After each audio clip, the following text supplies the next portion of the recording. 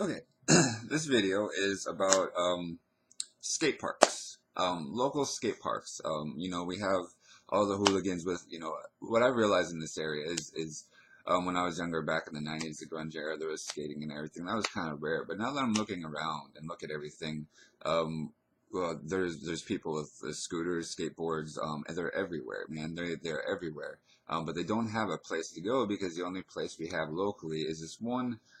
They have the ramps and everything are kind of good. They have lighting, but at a certain point in time, then it kind of becomes dangerous for people. There's been shootings around there, so I think this is kind of culminating a chance for teenagers in the country to decide on um, where they want to build it. For example, and this is this example. Right now, we have a empty Kmart. There's empty buildings everywhere, and then there's old.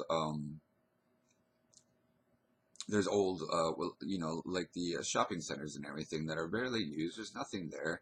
They look unsafe, but building something where it's an outdoor park, in combination where you have a skate park store or a coffee shop and everything, and it's kind of run by teenagers. It's kind of voted on teenagers by the theme.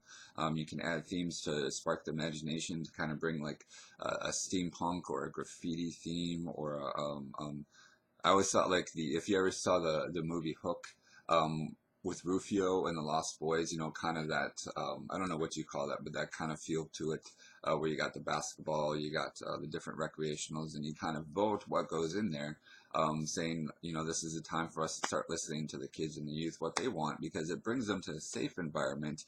Yes, you have security there, you have lighting there, so it's a safe environment, and it also brings in the business part of it too, because you would have like a little skate shop or maybe a gaming shop with that. So it kind of teaches them, it makes them want to work at those places. It makes them want to get those jobs.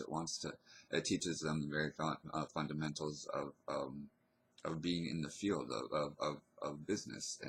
And so that's kind of the gist of this, and having them help to design things too, putting their creative input into it, kind of having different contests even within the high schools, like, hey, this you get the chance to design this part of it, or we need a logo, and the winner, the logo can be designed by the students, or so it kind of, and then even with that, the whole skate park too, well, locally, whatever school district it's in, some of that money can be funneled back into the fundraising for the schools too. I mean, we got to think about drawing people, using the imagination to draw people to places that teaches them the fundamentals of entrepreneurship, of business, of workmanship, but also that money kind of funnels back to the very thing that they're trying to create, that we all have a part to vote and put these things together. So that's kind of what I'm trying to get here, and I think this is,